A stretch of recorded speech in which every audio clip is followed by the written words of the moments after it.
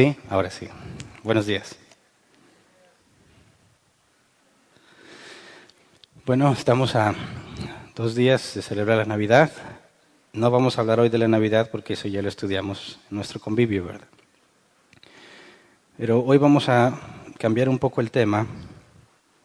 El domingo pasado vimos la última parte del estudio de la doctrina de la Iglesia, es decir, todo lo que estamos viendo en la serie de fundamentos, pero específicamente en cuanto a la Iglesia. Y bueno, vimos 29 temas en total solamente de la Iglesia. Y antes de cambiar el tema, quisiera hacer un recorrido de los puntos que vimos para que esto que vamos a empezar a ver pueda tener una clara división entre lo que estamos estudiando. Cuando hablamos de la Iglesia, lo primero que dijimos es que la Iglesia de Cristo es una, es santa, es universal y es apostólica. Luego vimos las marcas de la verdadera Iglesia, ¿verdad? Que se predica fielmente la Biblia, se administran correctamente los sacramentos y se practica la auténtica disciplina de su gente. Luego, cuando vimos lo de los sacramentos, bueno, en cuanto a predicar la Biblia fielmente, vimos lo que era la predicación expositiva, ¿verdad? Cómo debemos apegarnos a la Escritura. Cuando vimos los sacramentos, estudiamos por separado el bautismo y la cena del Señor.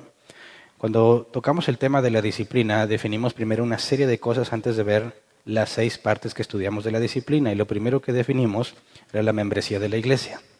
¿Qué significa ser miembro de la Iglesia? Y por qué debe de implementarse la membresía en las iglesias. Luego vimos los ministerios, apóstoles, profetas, evangelistas, pastores y maestros, y los estudiamos por separados, cada uno en un tema particular. Después de vimos también los dones del Espíritu, todos los dones, uno por uno, que eran a detalle. Después vimos la forma de gobierno, ancianos, diáconos, cuáles son los requisitos para ancianos, cuáles son los requisitos para diáconos, y luego estudiamos la disciplina. Todo eso lo definimos primero porque el primer paso de la disciplina es juicio, determinar si alguien está haciendo algo indebido. Y si no teníamos el contexto de todo lo demás, el juicio que fueses a emitir, pues muy seguramente sería incorrecto. La disciplina la estudiamos en 6 partes: juicio, amor, arrepentimiento, perdón, testigos y expulsión. Después que acabamos con la disciplina, vimos el tema acuérdense de los pobres, la responsabilidad de la Iglesia para con los necesitados. Después estudiamos la Gran Comisión, y luego el día de reposo, y luego quiénes son los fuertes y débiles en la fe, la responsabilidad en ambos. Vimos también qué era la liturgia, por qué hacemos lo que hacemos cuando nos congregamos. Estudiamos después la comunión. Luego el someternos unos a otros en la Iglesia, y por último, el domingo pasado, las autoridades públicas. Son 29 temas en total que todos ya están en el canal de YouTube, y todo tenía que ver con lo que pasa al congregarnos. ¿Cuál es la vida del cristiano en la iglesia cuando se congrega? Y lo que hoy vamos a estudiar es la parte individual de la vida cristiana. Es decir, ya no propiamente lo que venimos a hacer como congregación, sino en tu vida individual. ¿Cómo es o cómo debe de ser la vida cristiana? Y el primer tema que vamos a tocar en este respecto es el tema de la oración. Ese es el nombre del tema de hoy, la oración. Y bueno, también hoy, por primera vez, se está transmitiendo en vivo este estudio por Facebook y por YouTube, ¿verdad? Entonces, la intención es que empezáramos hoy, porque hoy vamos a empezar una nueva serie de estudios. Sigue siendo fundamentos, pero nos vamos a enfocar en la parte individual de cada cristiano. Así que si alguien nos está acompañando hoy por primera vez, pues estamos empezando. Vamos a ir juntos en esta parte. Todo lo que mencioné está en el canal de YouTube y lo pueden analizar para ponerse al corriente con nosotros. Pero entonces, en cuanto al tema de la oración, voy a dividirlo en varias partes, porque es un tema amplio que debemos analizarlo en las distintas formas y perspectivas bíblicas que debemos de tener, sobre todo por la experiencia que algunos cristianos pudimos haber obtenido en cuanto a la oración antes de entender lo que la oración es. De hecho, una de las preguntas que más recibo después de que las personas estudian la soberanía de Dios, la pregunta siempre es, ¿para qué oramos, verdad? Si tú lees en la Escritura que Dios es soberano, y eso lo estudiamos al principio de Fundamentos, con los atributos de Dios, y Él siempre hace lo que quiere, como quiere, cuando quiere, donde quiere y con Él quiera. Y entonces, ¿para qué orar, verdad? Cuando encontramos lo que los cristianos hacen al orar, atar, decretar, declarar, ordenar, desatar, etcétera, etcétera, se vuelve muy complejo entender qué es la oración partiendo de los atributos divinos. Entonces, voy a separarlo en distintas partes. Hoy vamos a estudiar qué es la oración. Y luego vamos a estudiar cómo se ora. Y luego vamos a estudiar la intercesión. ¿Qué es esto de orar por otros?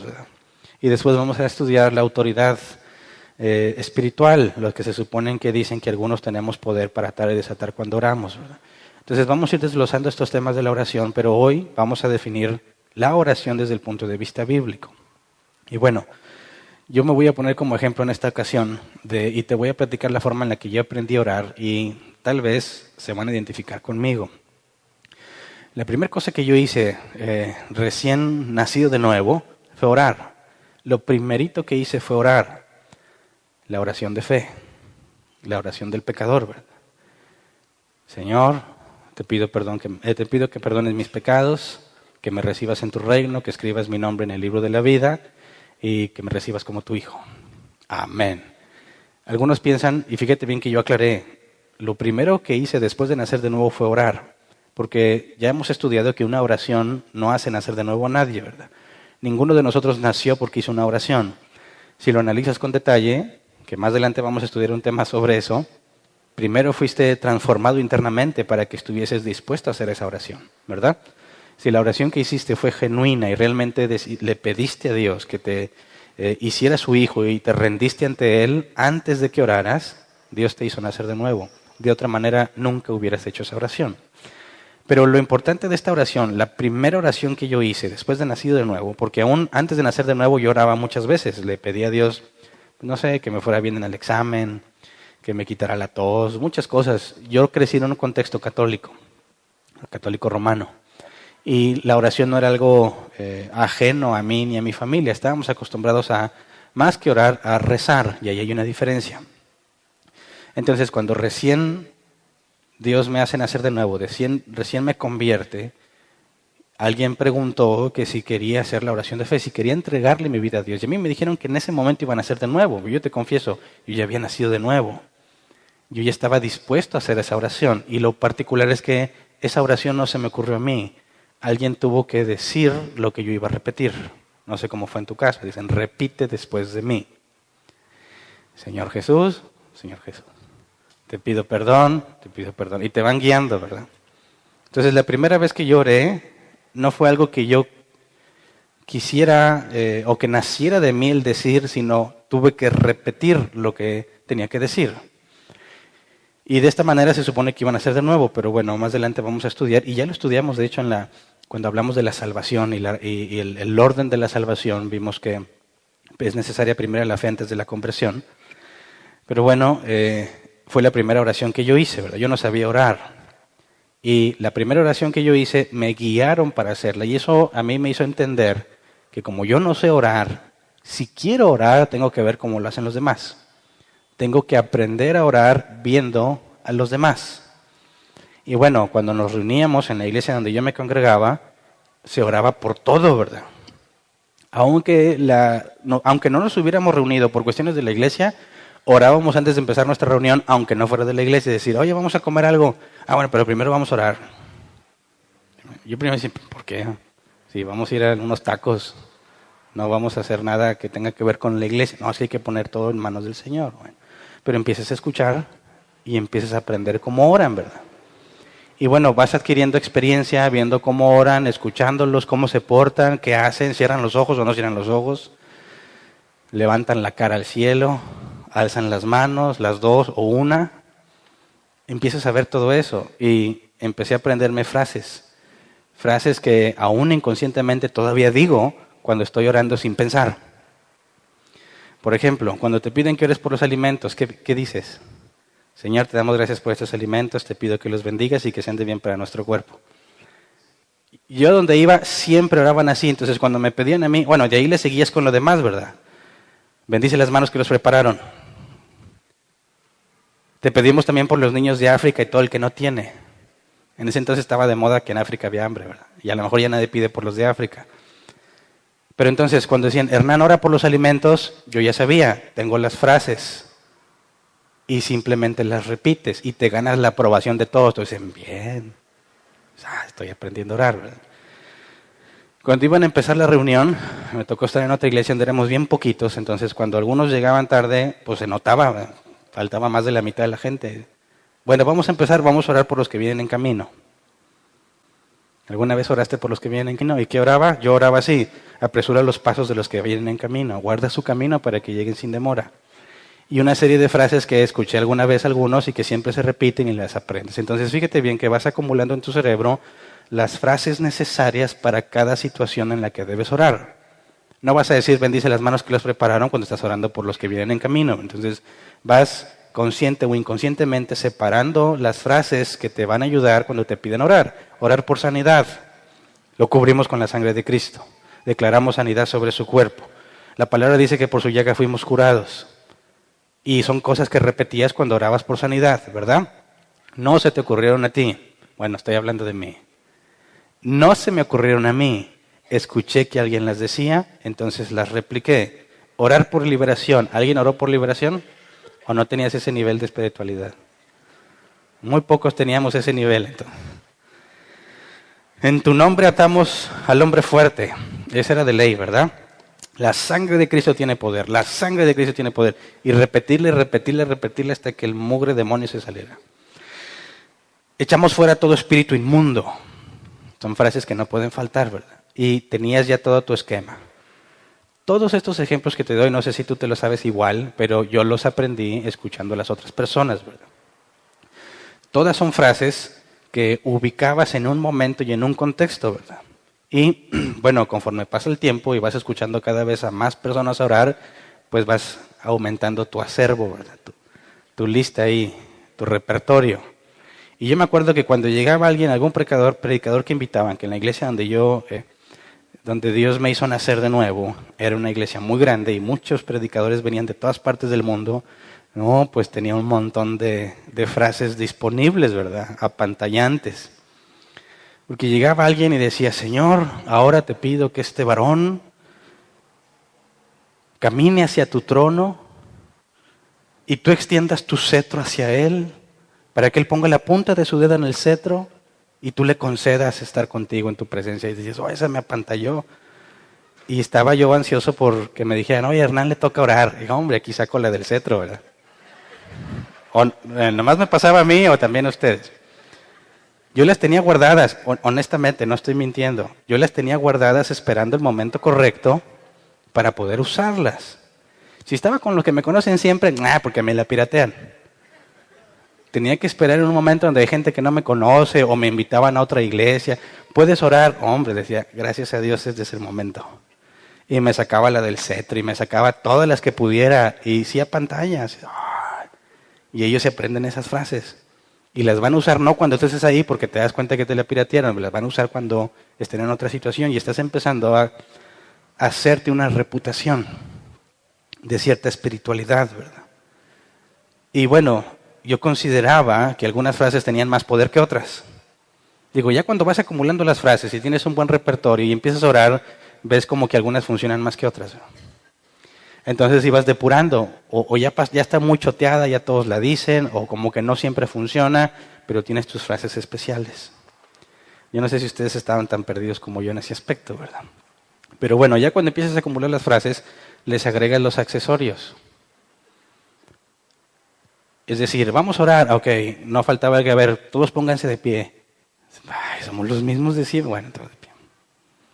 Y ya está orando, y no falta el que agarra su Biblia y la levanta. Ese es otro accesorio, ¿verdad? Porque se siente más imponente. No, tú estás orando así y tú ves el otro que agarra su Biblia y sí, Señor, te llega más. O la pones la Biblia sobre el enfermo, Señor, que tu palabra lo toque. Y dices, oh, es que sí, la palabra lo está tocando. La Biblia. Levantar una mano, las dos, sentido estrecho, amplio. Reír mientras oras, no sé si alguna vez te apantallaron así. Porque casi te están así, no, Señor, no sé qué, pero uno con plena confianza, sí, Señor, gracias. Y dice, oye, eso llega más. Entonces se vuelve toda una situación mecanizada. Y dices, a ver, ¿qué quieres que ore? Por esto. Pum, cerebro. Estas son las frases y luego estas son las más matonas.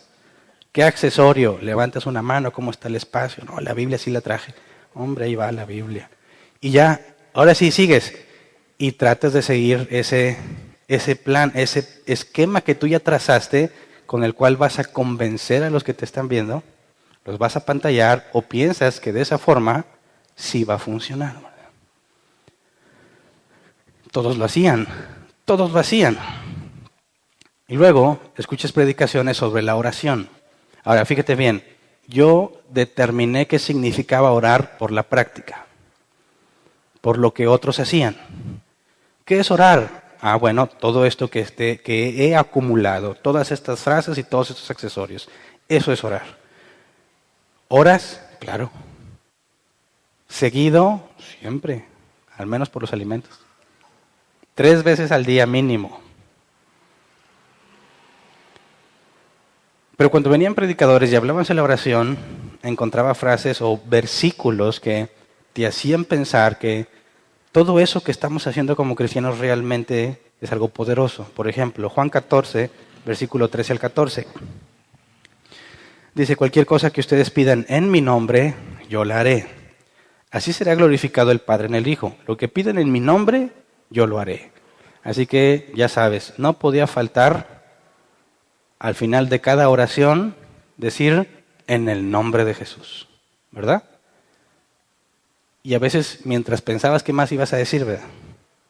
Señor, yo te pido sanidad para este cuerpo en el nombre de Jesús, pero por dentro de tu cerebro está pensando, ¿y ahora cómo conecto la otra frase? Extiende tu cetro sobre él. Y dices, no, esa no es de aquí, ¿verdad? Y le tienes que componer y empiezas a usar muletas, ¿verdad? Aleluya, gloria a Dios, sí, Padre, gloria a tu nombre. Pero mientras estás pensando, ¿qué es lo que sigue? ¿Verdad? Pero bueno, pero si dice aquí, cualquier cosa que ustedes pidan en nombre, yo la haré, eso te da seguridad. Entonces, fíjate, ya se vuelve el acto completo. Tiene las frases matonas, tiene los accesorios correctos y te enseñan que tienes la autoridad para hacerlo. Por eso encuentras personas con mucho drama cuando oran, ¿verdad? Y hasta le meten lenguas, ¿verdad? Luego, Marcos 16, 17 y 18.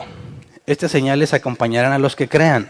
En mi nombre expulsarán demonios, hablarán en nuevas lenguas, tomarán en sus manos serpientes y cuando beban algo venenoso no les harán daño alguno. Pondrán las manos sobre los enfermos y estos recobrarán la salud.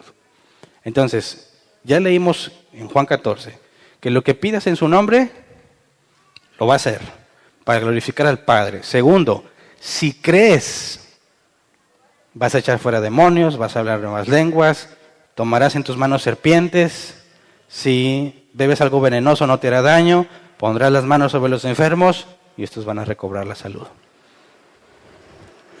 Entonces, ¿qué se necesita hasta ahorita? La frase matona, el accesorio correcto, la autoridad que Jesús que ya me la dio, porque si lo pido en su nombre me lo va a dar, y creer. Si yo creo que va a pasar, realmente va a pasar. Si yo pongo la mano sobre un enfermo y según este pasaje, según me enseñaron, va a sanar. ¿Alguna vez oraste por un enfermo y sanó? No. Uno. A mí sí me pasó de perdido varias veces. Digo, de entre todas las veces que oras, alguno se tuvo que sanar o todos se te murieron. Digo, quizás no en ese instante, ¿verdad? Pero oye, un mes después, ya sané. La oración tiene poder. ¿Verdad? Oye, ¿quién oró por ti? Hernán. Oye, Hernán, ¿no podrías orar por mí? Te vas haciendo de un nombre, de una reputación. Luego, otra característica o un requisito. Mateo 18, 18. Les aseguro que todo lo que ustedes aten en la tierra quedará atado en el cielo y todo lo que desaten en la tierra quedará desatado en el cielo. Bueno, de ahí tienes a los cristianos diciendo, ¿cuál es tu problema? Pues que soy pobre. Ato tu pobreza. La ato. Y desato la bendición para ti. Oye, ¿cómo te sacaste eso? Aquí dice, todo lo que ustedes aten en la tierra, estamos en la tierra y lo estoy atando, ¿verdad? Así va a pasar en el cielo. Dice, entonces mi pobreza tiene algo que ver con lo espiritual. Y si atas mi pobreza aquí, en el cielo se ata. Y si desato la riqueza, que es la que tiene Dios allá para mí en el cielo, me la desata, pues me va a empezar a venir, llegar. Es lo que dice la Biblia. Luego, versículo 19 al 20, además les digo que si dos de ustedes en la tierra se ponen de acuerdo sobre cualquier cosa que pidan, les será concedida por mi Padre que está en el cielo, porque donde dos o tres se reúnen en mi nombre, allí estoy yo en medio de ellos. O sea, que si nos reunimos al menos dos, es un hecho. Yo me acuerdo que en oraciones, alguna vez que iba a orar a algún grupo, nada más éramos el de la casa y yo. Me decía, bueno, mira, no te agüites. La Biblia dice que con dos o más, y aquí estamos dos. Bueno, pues échale fe. Señor, te pedimos, no sé qué. Y si tú estás solo, no aplica. Pues ¿para qué oro yo solo? Pues, si se requieren dos, mínimo. Ahora dice que sobre cualquier cosa que pidan, y ahí es donde nos regocijábamos. A ver, tu lista de peticiones, ¿cuál es? Y de ahí yo aprendí que para cuando quieres que alguien ore por ti, tienes que pasarle la lista de peticiones.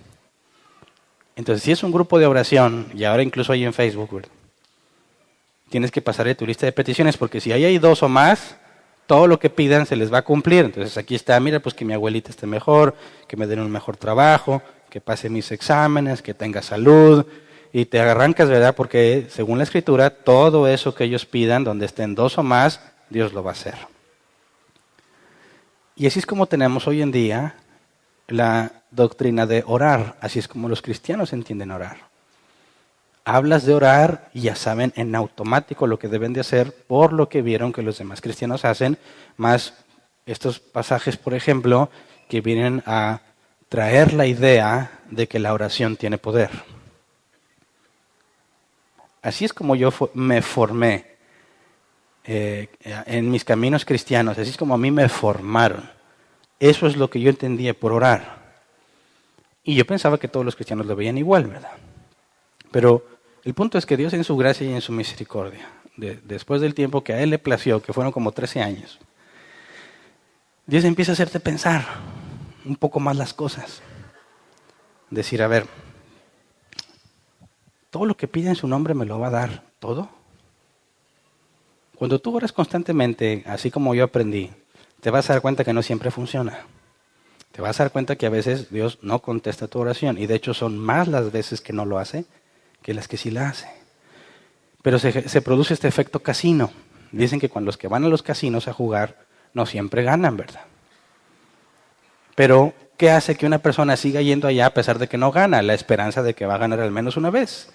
Y cuando ganó al menos una vez, eso reafirma su convicción de seguir participando, porque dice, sí funciona. Automáticamente el cerebro elimina todas las veces que no funcionó, todas las veces que le echaste la moneda, uno, dos iguales, ahora sí, besito a la moneda, y se persinan y sóplale, acto de magia. Jaló, y van a tratar de repetir eso mismo. A ver, ¿cómo le hice? Primero el besito, y luego soplada, y luego otra vez. No, es que no le soplé bien. Y ahí van a estar, ¿verdad? Hasta que vuelve a funcionar, ya tengo, exactamente, esta es la forma. Y si se les acabó el dinero, se van bien contentos a su casa porque ya encontraron la forma de hacerlo. Cuando regresen y vuelvan a echar la moneda, no funciona y van a decir, es que no le soplé bien. Es que no vino fulano, él es el de las buenas vibras. Y ese mismo efecto lo tienen los cristianos cuando oran. Están orando, sí, ponen las frases matonas, sus accesorios y todo. No funcionó. Hay que descartar esta frase porque ya van muchas veces que no funciona. Ahora esta nueva. Ahora ahí va. Y funcionó. Ándale, ya le hallé. Ahora sí. Tratas de repetir eso mismo con otro y no funciona. Y no funciona, y no funciona, y lo funcionó. Ándale, ya le encontré. Y te mantiene animado, y te mantiene perseverando, y te mantiene convencido de que funciona. Aunque tu cerebro, de todas las veces que supongamos que fueron 80, bien, 10 funcionaron. Tu cerebro descarta 70 y te autoconvences de que esas 10 son las pruebas. Son la prueba indudable de que la oración tiene poder. Pero viéndolo fríamente, si es cierto que todo lo que pide en el nombre de Jesús me será hecho, si eso es cierto, ¿debería funcionar siempre o a veces? Debería funcionar siempre. Y lo puedes descartar de una manera muy sencilla, con un simple experimento. Un experimento que voy a hacer en presencia de todos ustedes. Todo lo que pida en el nombre de Jesús me será hecho, dice, ¿verdad? Ok, ¿qué quieren que pida? No muy difícil, o sea, tampoco lo pongas tan... No tengo tanta fe. Algo simple. No sé, que aparezca un vaso de leche aquí. ¿Qué tan complicado es hacer un vaso de leche? De plástico, de vidrio, lo que sea. Señor, en tu nombre te pedimos que aparezca un vaso de leche ahora. No funciona. En el nombre de Jesús, el vaso de leche ahora. No funciona. En inglés, in the name of Jesus. No funciona. Algo está mal entonces. ¿Jesús mintió? ¿No leímos que Jesús dijo que lo que pidas en su nombre te lo dará? Dicen los ateos, es falso y demostrable en un experimento muy simple. ¿Verdad? Si tú piensas que orar es lo que yo aprendí, ¿qué le contestas? No, es que me faltó fe. Pues tráete a alguien con mucha fe. No, es que ando medio frío, carnal. Déjame ayunar. Voy a ayunar un día. ¿Tú crees que porque ayunes un día, 3 días, el vaso va a aparecer porque lo ordenas en el nombre de Jesús? No. Atar y desatar. ¿Cuántos alguna vez ataron a Satanás? A nadie se le ocurrió, o sea, bueno, a poquitos. Fíjate bien, tienes el poder de atar y desatar, es cuestión de lógica. Yo puedo atar y desatar a quien yo quiera. Y en el mundo hay maldad, ¿qué pasa si ato a Satanás? ¿Se acaba el problema? ¿Sí o no? Digo, es un pensamiento válido, ¿no? Y bueno, ya está. En todo Nuevo León, Satanás te atamos. Y luego cuando ves que sigue viendo la maldad, dices, ¿quién es el que lo desata? Digo, no pongo en duda el poder de la palabra, ¿verdad? Yo ya lo até, entonces allá lo ataron. Algún hijo del diablo anda diciendo, lo desato. ¿Qué explicación encuentras? ¿Me explico? Ahora, no lo estoy inventando, son cosas que realmente te cuestionas, ¿verdad? ¿Cómo funciona esto entonces? ¿Cuándo sí se va a quedar atado? O de cierto rango, demonios de cierto rango nada más. ¿Cuántos ataron su pobreza? No, pues ¿qué onda con ustedes? Yo era el que estaba bien perdidote entonces. Yo até mi pobreza muchas veces. Y la mugre pobreza ahí estaba. No se iba. ¿Quién la desataba? Se vuelve algo que no puedes comprender. Entonces, ¿esto no sirve? ¿No sirve? ¿Es falso? Eso, o yo no estoy comprendiendo lo que dice la Biblia. Fíjate bien lo que he estado haciendo.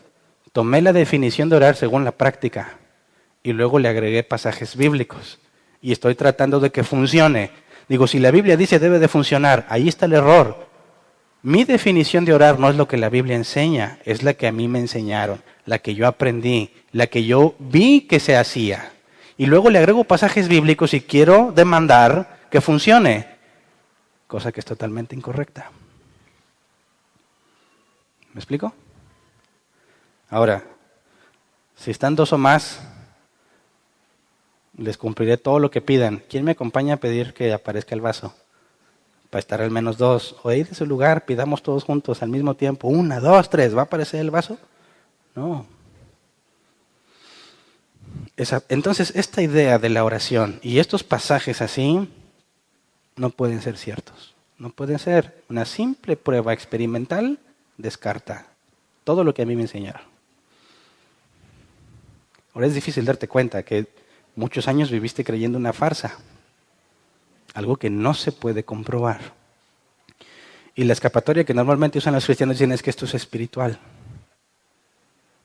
No puedes ponerle pruebas a Dios, porque Jesús dijo no tentarás al Señor tu Dios. ¿Verdad?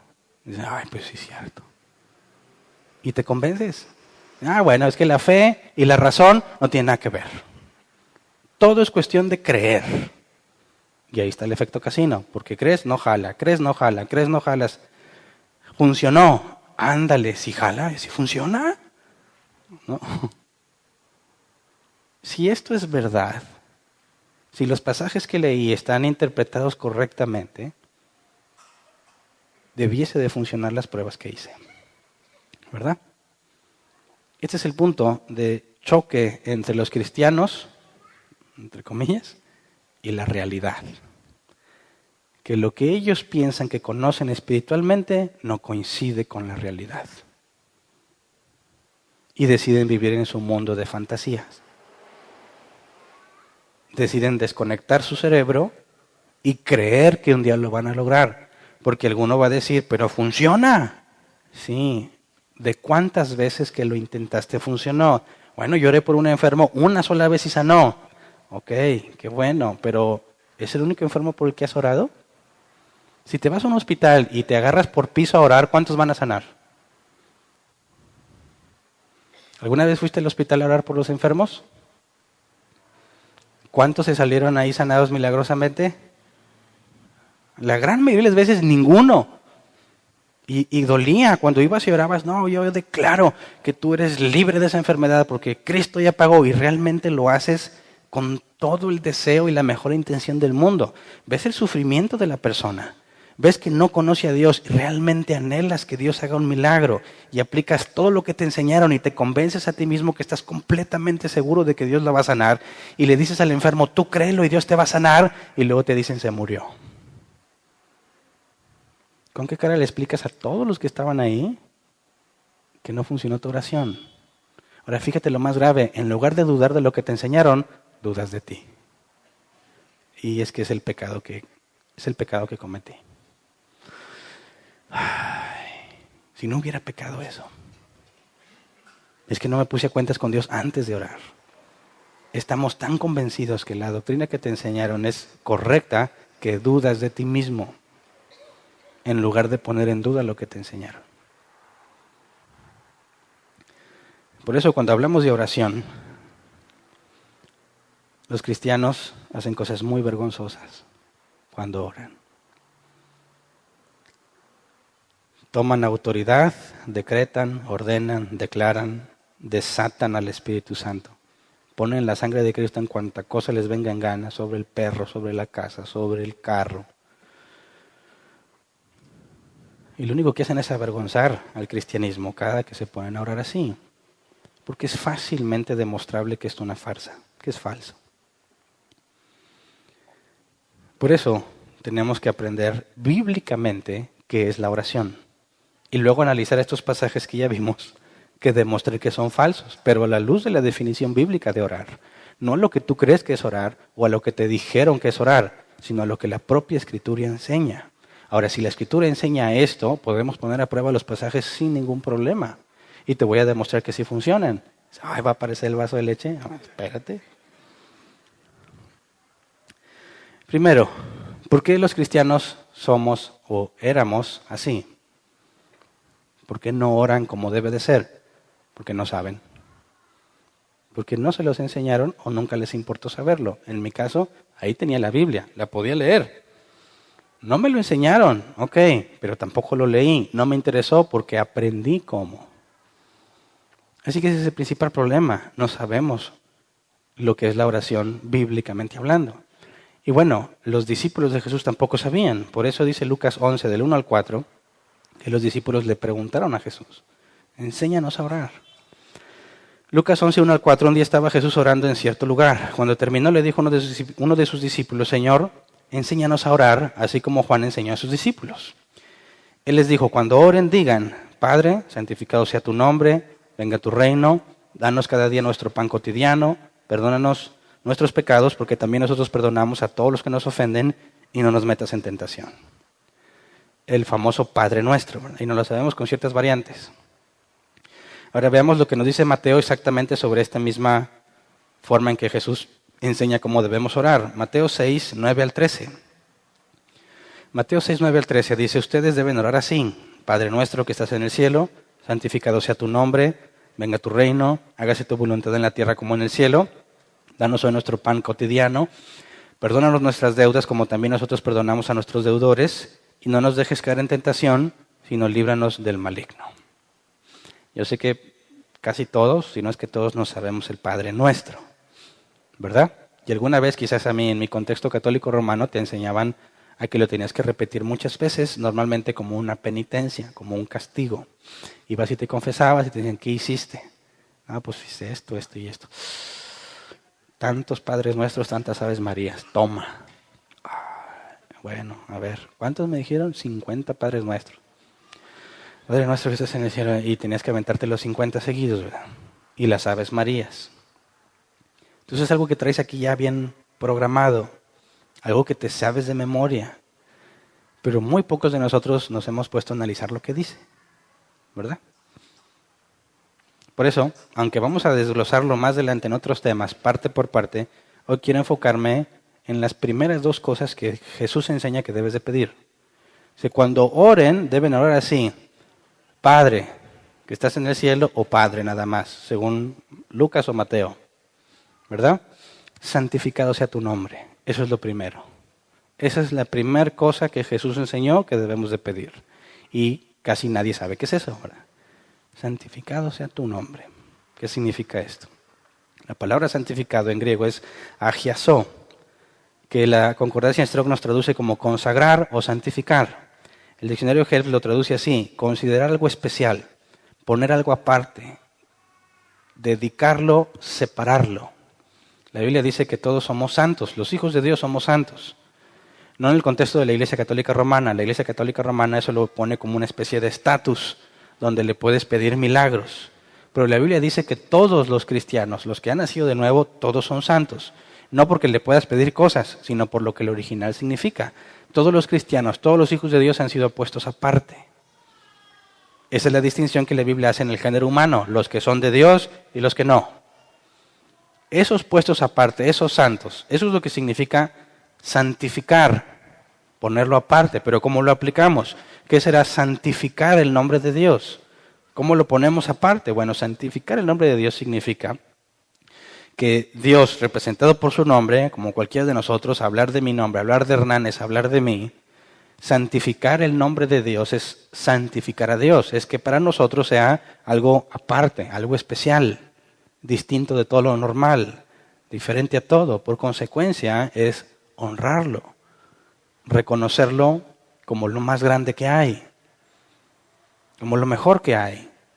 Eso es santificar su nombre. Y vamos a ver una aplicación.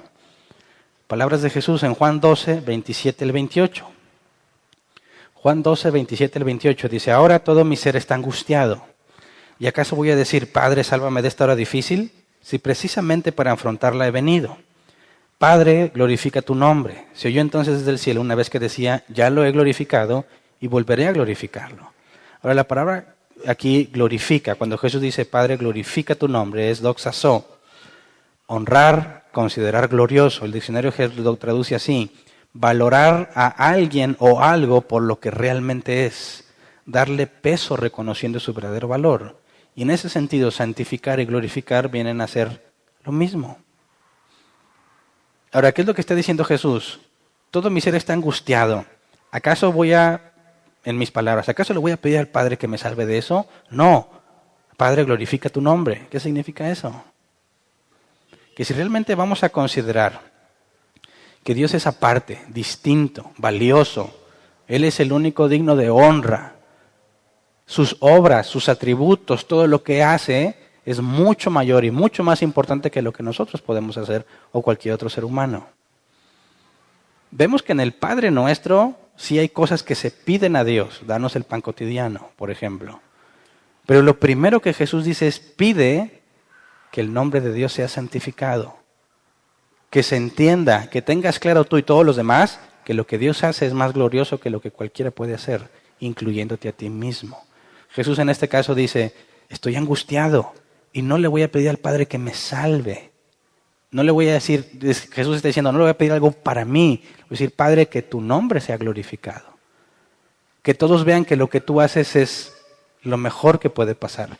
Y es primero un llamado a la autonegación. Vas a orar, lo primero que tienes que decir, Padre, lo que tú haces, lo que tú eres es infinitamente más grande que lo que yo quiero que lo que yo soy. Segundo, la segunda petición, según Lucas es venga tu reino. Según Mateo es venga tu reino, hágase tu voluntad en la tierra como en el cielo. Y esa parte, hágase tu voluntad en la tierra como en el cielo, es la consecuencia de que el reino de Dios venga, ¿verdad? Están hablando de lo mismo. Cuando dice hágase tu voluntad, en Mateo, la palabra voluntad es celema. Se traduce, según la Concordance Strong, como voluntad. El diccionario Jeff lo traduce así, deseo, lo que Dios prefiere que pase, la mejor oferta. Entonces, cuando dice, venga tu reino, lo primero que estamos pidiéndole a Dios es que venga y instale plenamente en la tierra su control.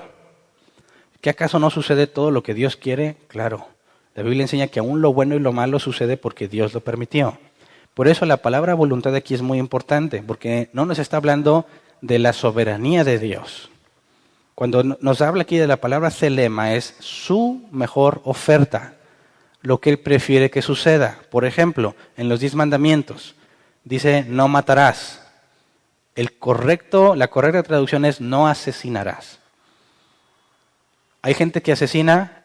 Sí. Oye, ¿pero no era la voluntad de Dios que no asesinaras? Sí. Entonces la gente no hace la voluntad de Dios. No, espérame.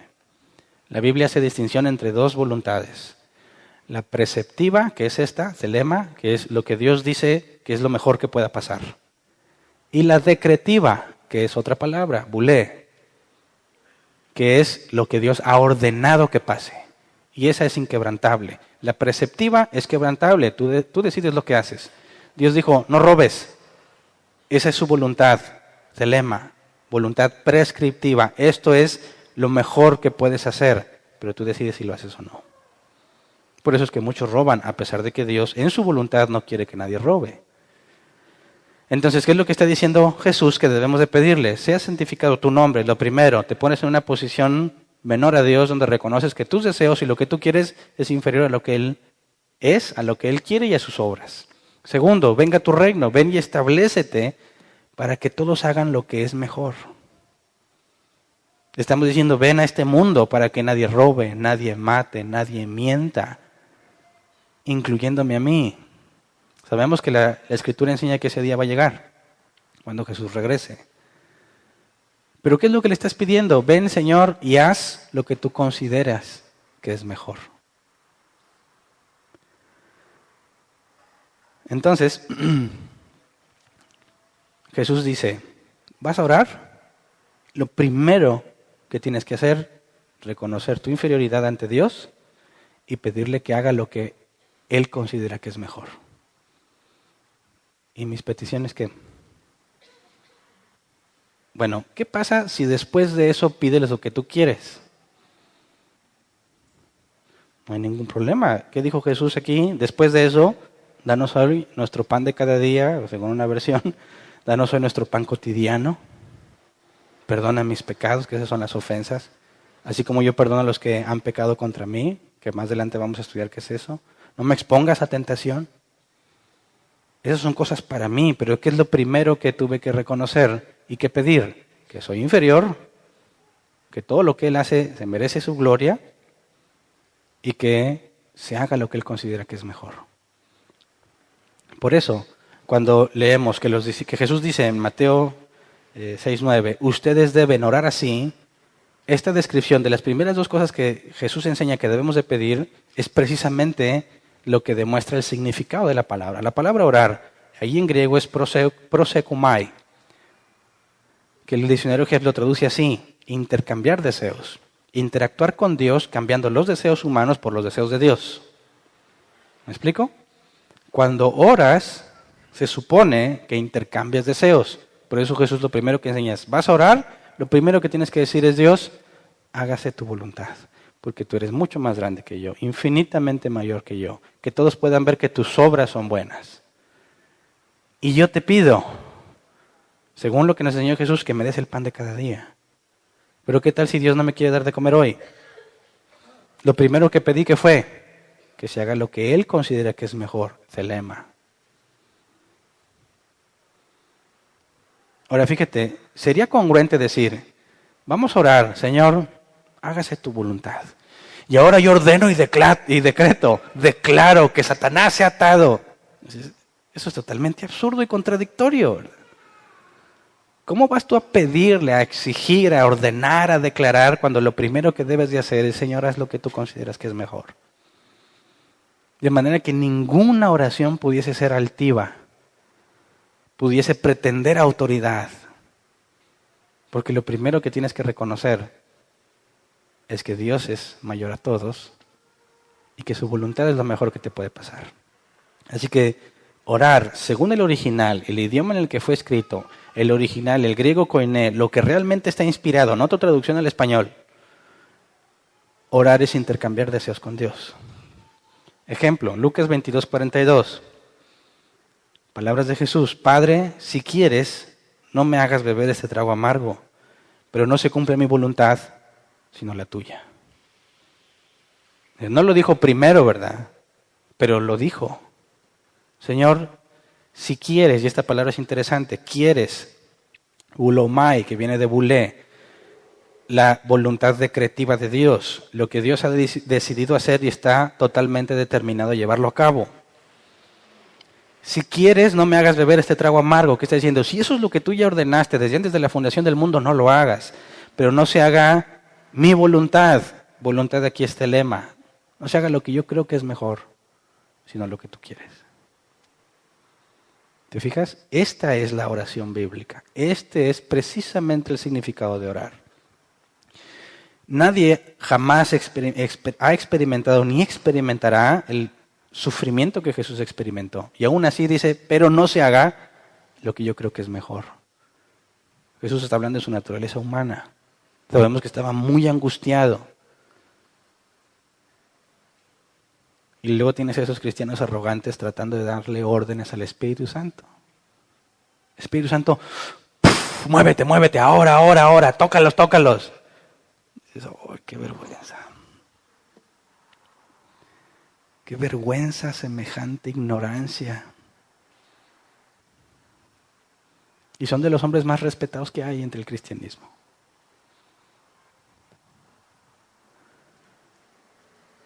Si entonces nuestra definición de orar es la bíblica.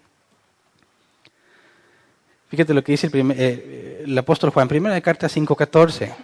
Si lo que le estamos pidiendo es que haga su voluntad y no la nuestra, y cuando le llevamos nuestros deseos, aunque estamos diciéndole honestamente, esto es lo que realmente quisiera que pase, pero no sea mi voluntad sino la tuya, dice el apóstol Juan, esta es la confianza que tenemos al acercarnos a Dios, que si pedimos conforme a su voluntad, Él nos oye. ¿Te das cuenta? ¿Cuándo se va a cumplir tu petición? Cuando sea lo que Dios quiere. No sé si me explico. ¿Cuándo no se va a cumplir? Cuando lo que pides no es lo que Dios quiere. Ejemplo, Santiago 4:3. Y cuando piden, no reciben porque piden con malas intenciones para satisfacer sus propias pasiones. ¿Se entiende? Dios va a cumplir todo lo que es conforme a su voluntad. Y siempre que pidas tú de acuerdo a lo que tú quieres nada más, no se va a cumplir. ¿Me explico? ¿Por qué no apareció el vaso de leche?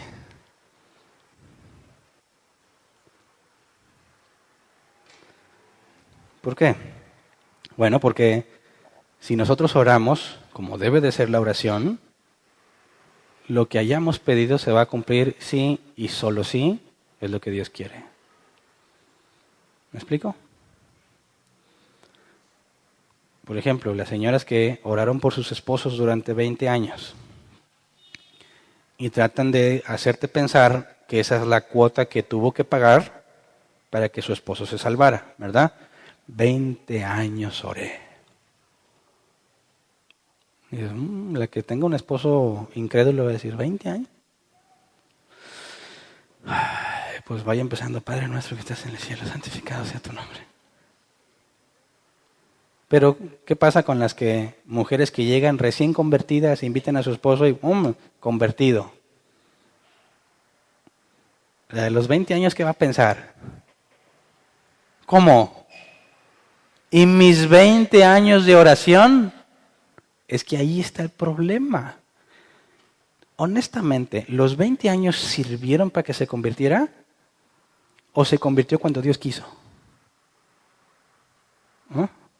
Según lo que estamos estudiando, la petición de esta mujer en el año 20, si es que oraba todos los días, solo esa se cumplió. ¿Por qué? Porque Dios dijo, esto es tiempo ya, según su propia voluntad. Y el error es pensar que todo el resto del tiempo fue algo que tuvo que estar ahí acumulándole al pago para que Dios le cumpliera lo que pidió.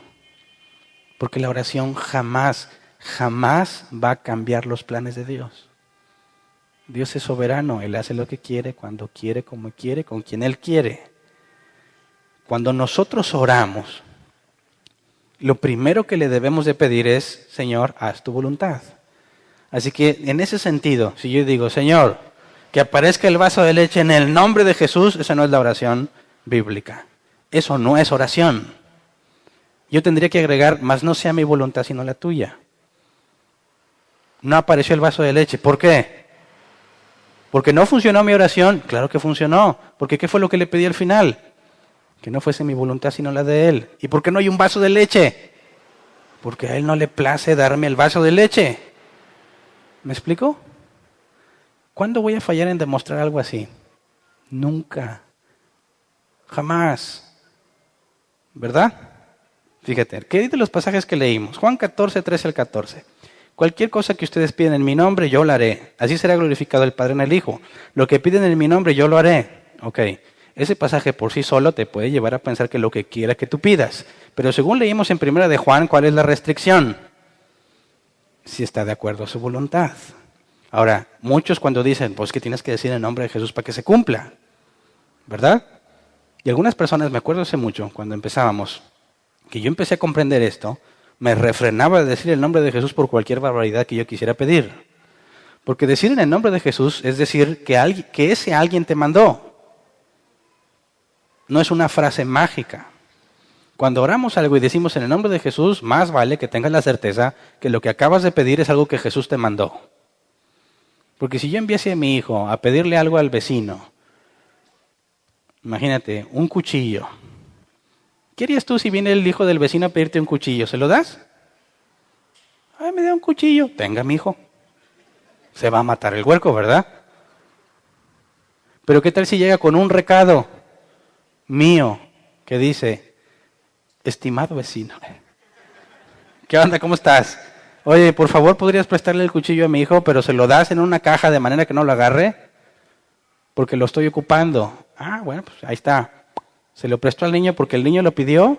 No, sino porque fue en mi nombre. ¿Me explico? No se lo están dando al niño porque el niño tenga autoridad.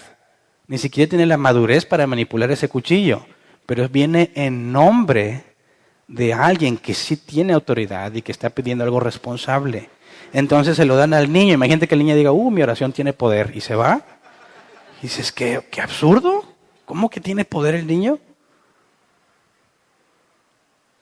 ¿Me explico?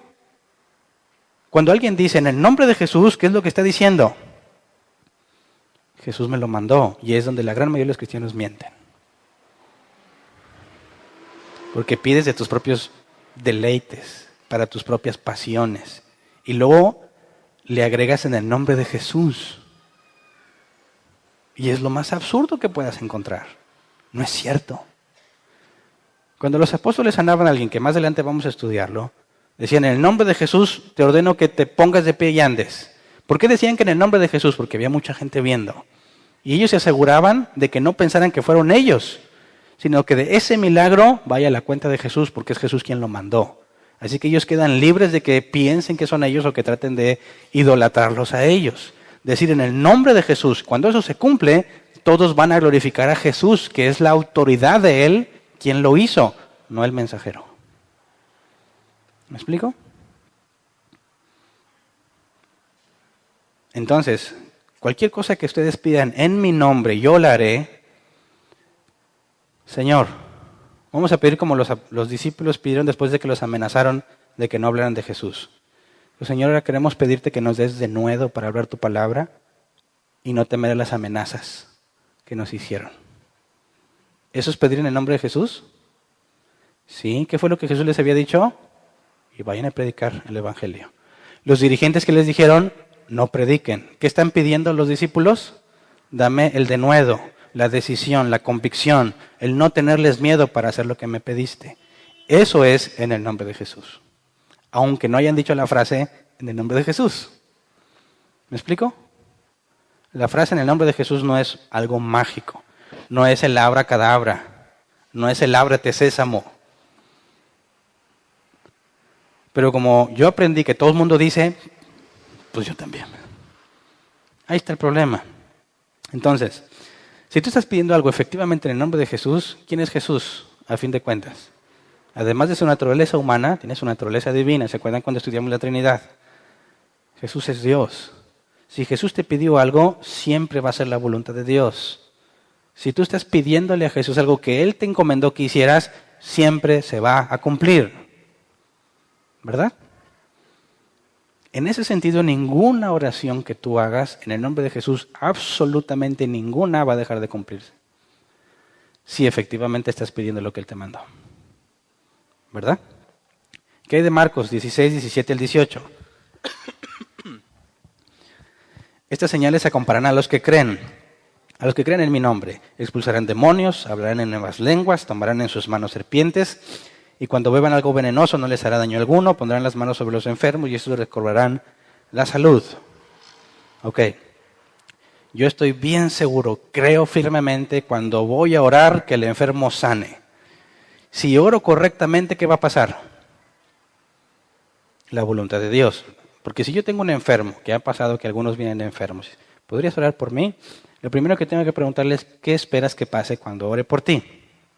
Pues que sane. Bueno, eso no te lo puedo garantizar. Y se ve la cara de confusión de la gente normalmente, ¿verdad? Digo, yo lo que puedo hacer es pedirle a Dios que te sane, pero que si su voluntad es que sigas enfermo, que así te quedes. Y ahí es donde la cara cambia como a enojo. Entonces, ¿para qué oras? Esa es la pregunta normal. A ver, ¿para qué oramos si Dios va a hacer lo que Él quiere? ¿No? ¿Para qué me sirve ser una aquí?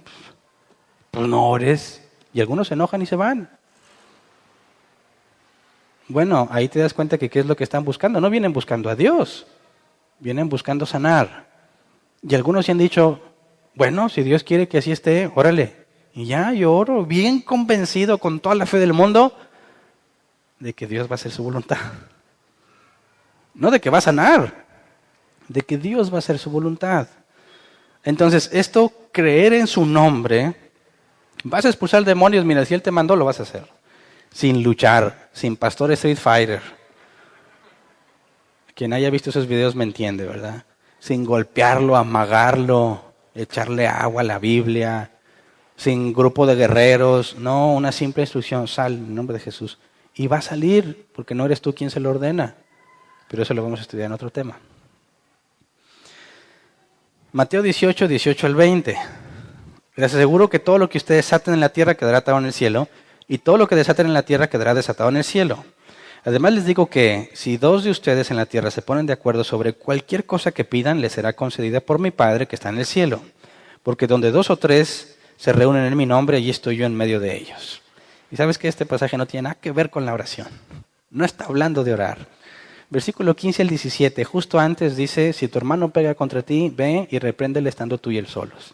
Si te oyere, te has ganado a tu hermano. Si no, ve y toma 2 testigos, porque todo asunto se resolverá cuando vas a testigos. Si no los oyere, dilo a la iglesia, y si no los oyere, tenlo por gentil y publicano. Y luego dice, porque les aseguro que todo lo que ustedes aten en la tierra será atado en el cielo. ¿De qué está hablando? Del juicio que se hace ante el acusado de pecado en la iglesia. Y que Dios lo va a respaldar, si sigues el proceso de Mateo 18. Pero como casi ninguna iglesia aplica la disciplina en la Escritura, no saben que este pasaje está hablando del proceso de disciplina y no de la oración. O sea, es un texto sin contexto. Atar y desatar en ese contexto implicaba declarar inocente o culpable. Atar es declararlo culpable. Desatar es declararlo inocente. Dice, donde se reúnan 2 o más, claro, porque tenías que tener testigos. Tú solo no puedes hacer eso. Nadie en la iglesia puede decir, hoy te expulso. No, Tiene que haber testigos de lo que sucedió. Donde dos o más estén, ahí estoy yo. Y si ustedes lo atan, si ustedes lo declaran culpable, es culpable. ¿Me explico? No tiene nada que ver con la oración. Entonces, qué grave. Qué grave es que los cristianos vivan la vida pensando todo lo que yo pensaba. Ahora puedes entender por qué a veces funcionaba y a veces no. No era la frase matona, no era el accesorio, no era la falta de fe, no era tu pecado. ¿Quién de aquí puede decir, hoy vengo limpicito, no tengo pecado, échenme al enfermo? Porque ahora sí voy a orar y como yo vengo perfecto, no hay nada que impida. ¿Quién puede hacer eso en algún instante de su vida? Ninguno. Es como Norma. Ahorita yo no estoy robando, no estoy matando, no estoy codiciando a la mujer de nadie ni las cosas de nadie. Ahorita estoy bien. Falso. ¿Sabes por qué es falso? Porque todos esos mandamientos Jesús los resume en dos. Amarás al Señor tu Dios con toda tu alma, con toda tu mente, con todas tus fuerzas. Ahora dime, si en este instante estás haciendo eso, con toda tu alma, con toda tu mente y con todas tus fuerzas, no es cierto, nunca lo haces. Por eso dice la Biblia que no hay bueno ni uno. Ni uno, porque ni siquiera un segundo puedes decir, bueno, ahora sí me voy a concentrar. Ya no estás pensando en Dios con todas tus fuerzas, ni con toda tu mente. Ya fallaste. Y la paga del pecado es muerte. Entonces, quien pensaba, es que no sanó porque ando en pecado, es compadre, siempre andas en pecado. Siempre.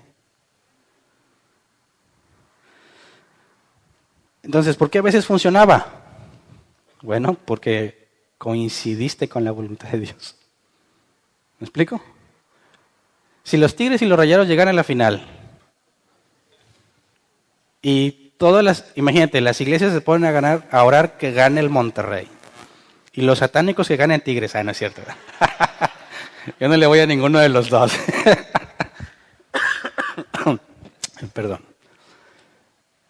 ¿Quién va a ganar si hay cristianos orando por los dos equipos?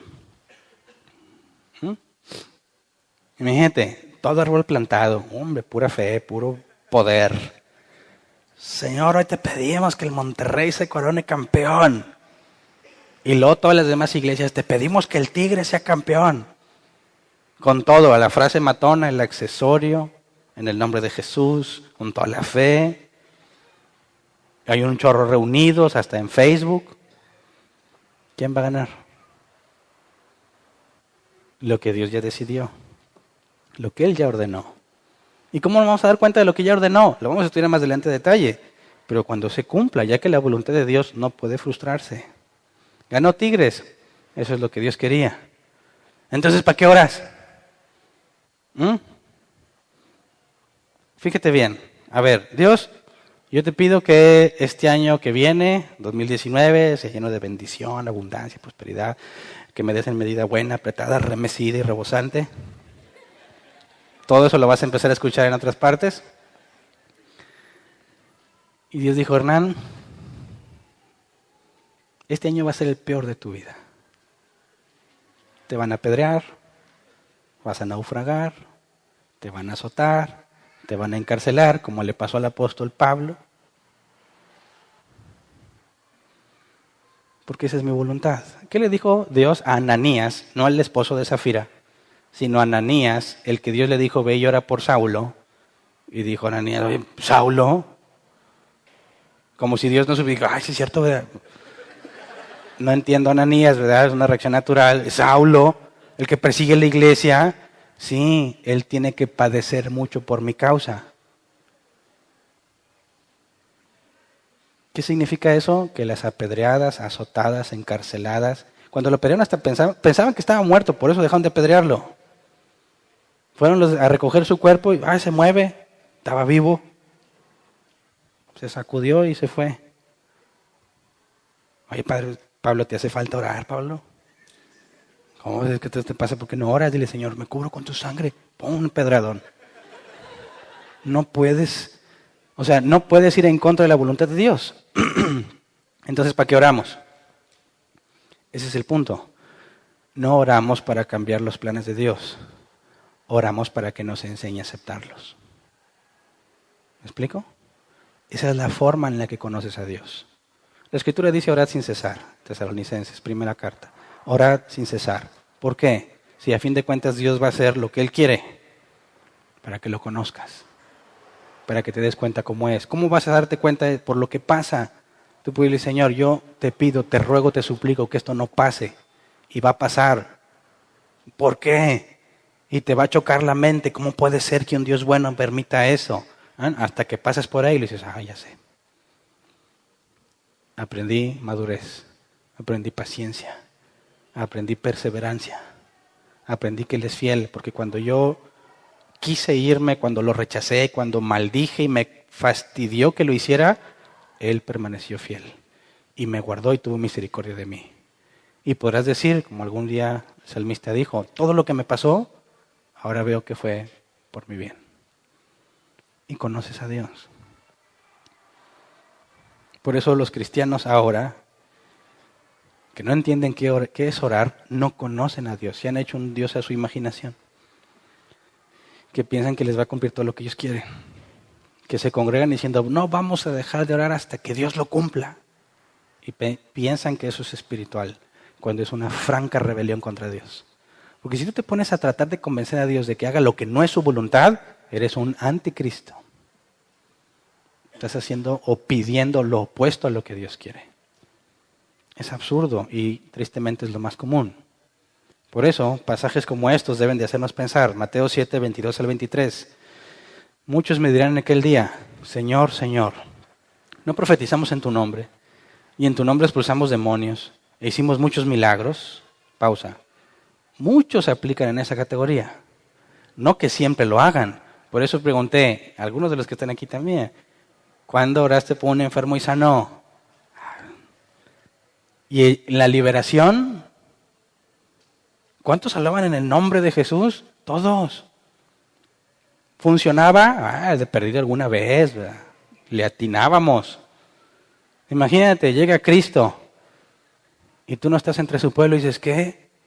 Señor, en tu nombre yo sané, yo eché fuera demonios, hablé, eso es profetizar, hablé en tu nombre, hice milagros. Versículo 22, entonces les diré claramente, jamás los conocí. Aléjense de mí, hacedores de maldad. Oye, pero sanó, sí sanaron los enfermos, sí, porque coincidió que era la voluntad de Dios en esa ocasión. Salió el demonio, coincidió que era la voluntad de Dios, pero no te olvides de todas las demás veces que estuviste orando y diciendo y no pasó nada. Nunca los conocí. Palabra griega, ginosko, conocer por medio de experiencia personal. Ese es uno de los principales beneficios de la oración. Empiezas a conocer a Dios. Los que no entienden qué es orar se van a encontrar al final de sus vidas con un Dios desconocido, que nunca conocieron por experiencia, un Dios que se imaginaron. Esta frase me gustó mucho, de Franz Baker. Lo cierto es que se trate de quien se trate, si no hemos aprendido personalmente lo que es orar, tras la muerte nos encontraremos con un Dios desconocido. Pregúntale a un cristiano, ¿oras? ¿Qué te va a contestar? Te va a contestar que sí, pero no lo hace. Esos mismos cristianos son los que andan batallando después porque quieren saber cuál es la voluntad de Dios. Quieren saber si están bien o mal con Dios, si lo que hacen es de Dios o no. ¿Por qué no saben? Si se supone que oran. Porque no oran como la Biblia enseña. Eso no, lo que están haciendo no es orar. No conocen a Dios. No saben cómo es Él. Por lógica, por consecuencia, no saben si lo que están haciendo es de Él o no. Porque no saben quién es, cómo hace las cosas. Hay cristianos que dicen, bueno, es la paz es la que me indica. Qué absurdo. El adúltero, el que tiene varias mujeres, vive en paz con las que tiene. Es que esta paz me confirma que es de Dios. Claro que no. ¿Me explico? Ningún sentimiento tuyo. Vamos a ver más adelante. que aunque tú sientas el mayor sufrimiento, la mayor pena, la mayor desgracia, el mayor coraje, eso no significa que no es de Dios. La Biblia dice que todo el que es de la carne pide según la carne. El que es de la carne busca según la carne. Y el carnal va a buscar en su carne la confirmación de lo que está haciendo. Mi carne se siente bien, he de estar haciendo bien. Claro que no, las cosas buenas cuestan muchísimo. Duelen muchísimo. No te va a traer placer, pero es lo que debes hacer. Pero bueno, todas estas ramificaciones de lo que es la oración y saber determinar la voluntad de Dios las vamos a ir estudiando por partes. Por lo pronto, hoy todos debemos saber cómo se debe de orar. ¿Qué es la oración bíblicamente hablando? Y si tú eres como yo, arrepiéntete, pecador. Pídele perdón a Dios por todo lo que dijiste, todo el mugrero que dijiste, por todos los que te escucharon el mugrero que dijiste. Porque lo único que hiciste es pisotear el nombre de Cristo cada vez que abrías tu bocota. Así que se requiere mucha humildad para orar como la Biblia enseña. Decir, Señor, anhelo con todo mi corazón esto, pero por favor no lo hagas si no es lo que tú consideras mejor. Se requiere humillación para orar. Se requiere conocer a Dios sabiendo que Él es todopoderoso. Precisamente porque Él lo puede todo, podemos pedirle con confianza. Porque si lo que yo le pido resulta que es su voluntad, es una de las más grandes alegrías que vas a experimentar. Porque no vas a decir, Dios me lo cumplió. No. Dios puso su voluntad en ti para que tú le pidieras conforme es su voluntad. Dice la Escritura, y lo vamos a estudiar más adelante, deleítate en la ley de Jehová y Él te concederá los deseos de tu corazón. Y la palabra concederá está mal traducida, es Él pondrá los deseos en tu corazón. De manera que lo que tú vas a desear es lo que Dios quiere. Y es donde se experimenta una de las alegrías más grandes en la vida cristiana. Cuando te das cuenta que lo que tú anhelas es la voluntad de Él. Porque en lugar de decir, Dios me ha dado puertas abiertas, voy a decir, en su infinita misericordia, me ha hecho desear lo que Él quiere para mí. Y ese es un enorme placer en la vida cristiana. Porque cuando Dios te dice, haz lo que se te encomendó, lo vas a hacer con todo el gusto del mundo. ¿Me explico? Es que vamos a ponernos de pie y vamos a orar. A orar.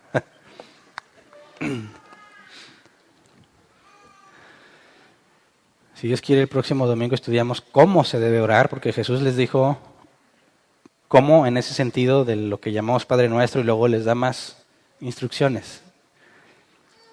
Pero por lo pronto hoy intercambiamos deseos con Dios y es algo que hacemos siempre cuando acabamos el estudio. Pedirle conforme a su voluntad, aunque no me oigas literalmente decir en el nombre de Jesús. Según lo que hemos aprendido, necesitamos pedirle que nos corrija, que nos lleve a conocerlo todas las veces que sus deseos son contrarios a los nuestros, que nos haga humillarnos ante su voluntad para poder ver su poder, que lo que no entendemos ahorita lo podamos entender después, como le dijo a Pedro, para confiar en Él, para no vivir angustiados por lo que va a pasar mañana, porque si somos hijos de Dios, dice la Escritura, todo obra para bien. Eso es lo que necesitamos pedir y eso es de acuerdo a lo que Jesús nos ha enseñado. Lo estamos haciendo en el nombre de Jesús. Y por eso podemos confiar en que no será hecho, ¿verdad? Vamos a orar, Señor. Lo primero que queremos hacer es pedirte perdón por todos los errores que cometimos al orar en ignorancia. No era oración lo que hacíamos, Señor. Era una forma de crearnos una reputación o una forma de tratar de sacarte las bendiciones o tratar de usar el poder que solamente tú tienes para cumplir nuestros deleites, Señor. Lo hacíamos totalmente de forma incorrecta, Señor. Perdónanos por todos los que hicimos tropezar cuando nos oyeron hablar de forma tan ignorante.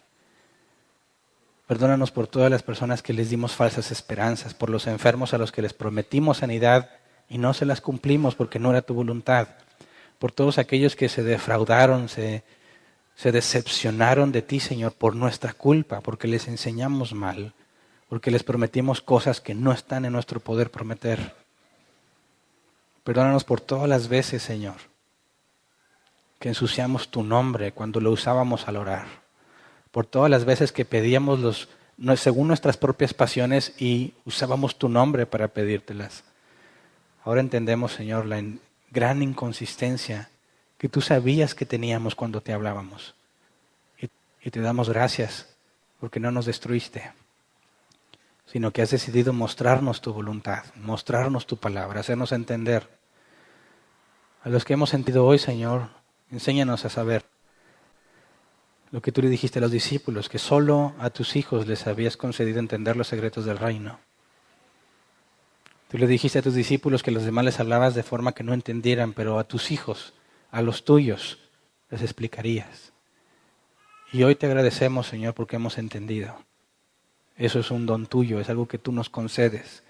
Gracias por hacernos entender lo que es la oración. Enséñanos a vivir de manera congruente a eso, Señor.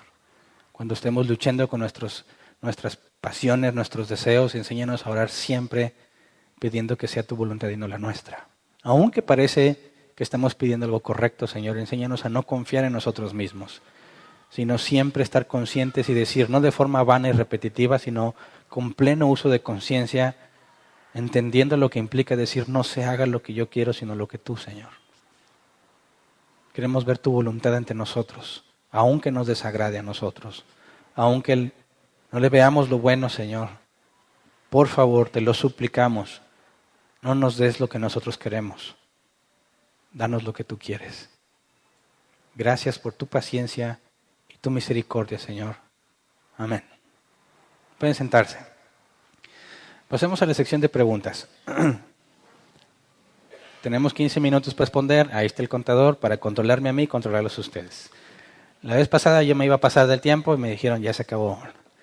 Y ustedes pueden saber que cuando ya va acabándose el tiempo, pues ya tu pregunta no alcanza quizás, ¿verdad? Vamos a tratar de responder las preguntas que están aquí entre nosotros en estos 15 minutos. Si nos queda tiempo, daremos oportunidad de responder en línea, lo que nos acompañan en línea. Simplemente tienes que levantar tu mano. El tiempo todavía no empieza porque tengo que dar la explicación. Levantas tu mano, te llevan el micrófono ahí a tu lugar. No es necesario que te pongas de pie, no es necesario que te muevas de tu lugar. Con el micrófono todos te vamos a escuchar. Por favor, si tienes dudas, no la guardes para el final porque ya se está repitiendo ese patrón de comportamiento que dice, oye, iba a preguntar, pero no. Y luego vienen y me preguntan a mí, ¿les voy a rechazar esas preguntas entonces? Porque el hecho de que preguntes ahorita públicamente es que los demás también se puedan beneficiar de esa pregunta. Porque nunca se les había ocurrido o porque no se estaban animando a preguntar. Entonces, cuando alguien hace una pregunta y le damos respuesta, todos vamos a aprender. Así que, por favor, tus preguntas hazlas en público para beneficio de todos. Es todo. ¿Alguien tiene una pregunta? Levanta su mano. No importa si vienes por primera vez y no nos enojamos porque preguntes.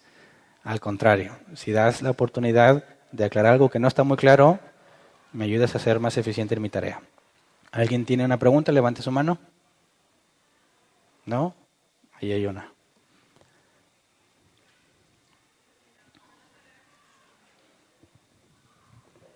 Sí, una duda. Habías comentado que, obviamente Dios nunca va a hacer lo que nosotros queramos, aunque pongamos en la oración. Obviamente yo tuve una experiencia, obviamente que ya sé que eso está mal, ¿va? Pero Okay. en aquel momento, lo digo porque me ha pasado y con otras personas de que me dijeron, no, hace muchos años me dijeron, no, es que hazle como, no me acuerdo, uno de los jueces, que le dijeron, no, pon no me acuerdo que algo que si se mojaba o algo así. No me acuerdo Gedeón, sí. Gedeón. Entonces me dijeron, no, es que tú también tienes que decirle a Dios, ponle pruebas. Una no, señal. Señales, gracias. Entonces me dice, no, ponle señales, si Él te cumple esas señales, pues es la voluntad de Dios, ¿no? Entonces me di cuenta que pues tomé ese consejo en aquella vez y me acuerdo que pasó exactamente lo mismo. Y yo dije, bueno, pues entonces lo voy a hacer porque pues supuestamente Dios me está diciendo. Obviamente a la larga me resultó peor, ¿va? Porque me di cuenta en este momento que no era la mejor opción para mí, pero en ese momento me convencí de que porque pasó algo, vamos a llamarle espiritual, por así decirlo, lo creí. Mi pregunta viene siendo, ¿cómo filtrar eso? Para tener más cuidado, o sea, porque a veces si uno quiere honestamente buscar la voluntad, ya quitarte esas ideas, ¿verdad? Decir, no, es que haces esto aquí o está acá. Siempre poner, como dice, primero lo que Dios quiere ante nuestros propios deseos, ¿no? Ok. Bueno, esa respuesta la vimos hace poquito en Génesis, pero no la hemos estudiado en Fundamentos. Vamos a ver un poco más adelante el cómo conocer la voluntad de Dios. Pero por lo pronto te digo, lo que vimos en Génesis es cuando cuando Abraham manda a su siervo a buscar esposa para Isaac, el siervo pone una serie de señales. Si la muchacha hace esto, esto y eso, significa que es de Dios y Dios la cumplió. Entonces vimos que bíblicamente pasa con muchos personajes de la Biblia. Algunos que conocían a Dios y otros que no conocían a Dios. Por ejemplo, Gedeón no conocía de Dios. Y la prueba que él puso era de una manera en que él se diera cuenta que no era la loca idea de él de ir a la guerra, sino que Dios lo había mandado. Entonces era una forma de tratar de demostrar de manera externa lo que él estaba convencido de hacer. Ahora, nosotros podemos pedir ese tipo de señales, pero habría que ser muy cuidadosos primero, de filtrar primero lo que queremos en base a la Escritura, ¿verdad? Si lo que queremos no es contradictorio a lo que la Biblia dice, si nosotros normalmente buscamos obedecer a Dios y caminamos con Él en la normalidad, es muy probable que tus deseos no tengan problema con la palabra de Dios. Pero entonces, cuando llegas a un punto en el que no puedes saber más allá de lo que la Biblia dice, la decisión de un trabajo, en cuanto a una pareja, en cuanto a cambiarte de ciudad, obviamente son decisiones trascendentales. Tendrías que buscar pedirle a Dios confirmación de lo que su palabra dice. Es decir, no, yo ponía un ejemplo que yo hacía antes. Yo ponía mi mano en las hormigas y decía, si una hormiga se sube por el dedo gordo y se baja por el chico, es de Dios. Y eso no tiene nada que ver, ¿verdad? Tienes que pensar, como dijo el siervo de Abraham, decía, quería una mujer de la casa de Abraham porque eran servidores de Dios, y el siervo de Abraham dice, bueno, si esta mujer le pido agua, pero no nada más me da a mí, sino que también se ofrece darle a camellos, esa será la señal, porque esa actitud era propia de una muchacha que sirve a Dios, de manera que descartaba entre paganos y cristianos. Y luego dijo, bueno, la primera muchacha que venga, y eso ya no es de su control.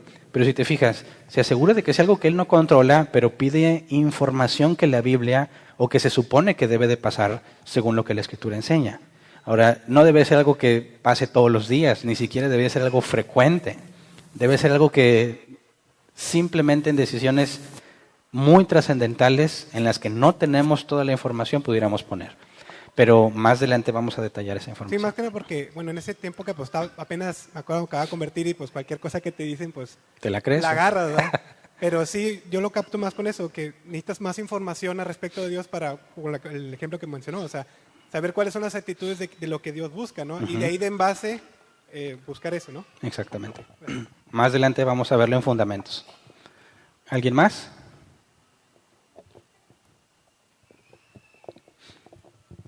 Hola, es que tengo una pregunta, bueno, una duda, que entonces podemos decir en el nombre de Jesús cuando hacemos lo que nos demanda en su palabra. ¿O? Ok, yo te recomiendo que uses esa frase cuando alguien que no conoce de Dios te está escuchando.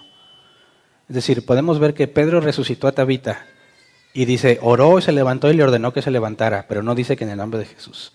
Cuando Pablo sanaba a los enfermos, por ejemplo, tomaban un pañuelo de Pablo, lo llevaban y los enfermos sanaban y no dijo nada en el nombre de Jesús porque no estaba él ahí, ¿verdad? Tenemos varios ejemplos en la Escritura donde no se dice literalmente en el nombre de Jesús, pero hay otros ejemplos en los que sí. Y cuando tú empiezas a ver la situación, te das cuenta que cuando usaban el nombre de Jesús, normalmente es cuando había gente no convertida. Para que eso milagroso que estaba sucediendo no fuese atribuido a ellos como individuos, sino que quedara constancia de que es el poder de Jesús el que lo está haciendo. Entonces, si tú vas a estar orando, fíjate, al final de las epístolas, cuando Pablo se despide o al inicio, cuando le pide cosas a Dios, nunca dice que en el nombre de Jesús. Sin embargo, lo que está pidiendo está en armonía en lo que Jesús nos ha mandado. Entonces, ahí tendríamos que ir aprendiendo a saber usar esa frase de manera que el testimonio que demos sea congruente. Si estoy pidiendo cosas, imagínate, oro por un enfermo y no conoces de Dios, puedes usar la palabra, puedes decir en el nombre de Jesús y lo que estás pidiendo es correcto, para que él quede en claro que no eres tú, ¿verdad? Que no eres tú la milagrosa, sino que es Jesús el que lo va a hacer si lo hace.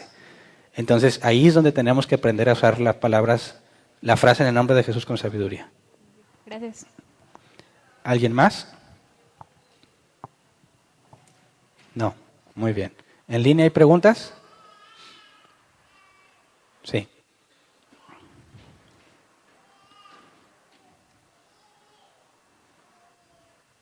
Sí, buenas tardes. Hay una pregunta nada más, dice, cuando un inconverso ora y se cumple lo que pide, ¿fue Dios el que intervino? Claro. Vamos a ver un poco más adelante esto de si de los no convertidos o los no cristianos pueden orar. Lo que vemos es que Dios va a hacer todo lo que es de acuerdo a su voluntad. Y vamos a ver más adelante, por ejemplo, en Romanos 1, que dice que por cuanto no quisieron tomar en cuenta, Dios los entregó a sus propios pensamientos, ¿verdad? A sus propias ideas depravadas. Entonces, también hay una parte en la Escritura cuando dice que Dios les dará maestros que les enseñen conforme a lo que ellos quieren oír. Entonces, cuando un inconverso ora, existe la misma posibilidad de que lo que está pidiendo está en armonía en lo que Dios quiere. No necesariamente para su bien, ¿verdad? Puede ser incluso para su destrucción. Entonces, no hay ningún impedimento bíblico en que un hombre o mujer no regenerada ore. La restricción sigue siendo la misma. Pero hay que analizar algunas partes de la Escritura cuando habla de que Dios no escucha al malvado. En el sentido de que el malvado pide y como no conoce a Dios y no le interesa lo bueno, va a pedir para sus propios deleites.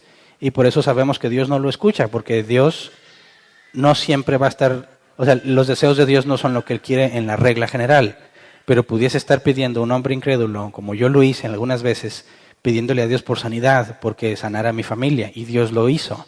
De manera que no es porque yo tenga un poder siendo cristiano o no cristiano, sino que a fin de cuentas Dios hace su voluntad.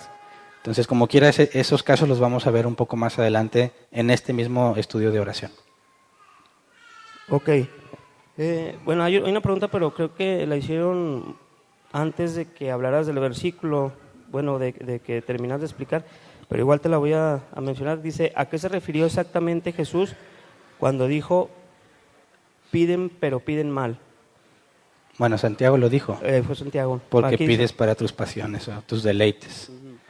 Ahí, eso es lo que demuestra que la oración que se basa en tu lista de peticiones no es oración. No recibes porque no es de acuerdo a la voluntad de Dios.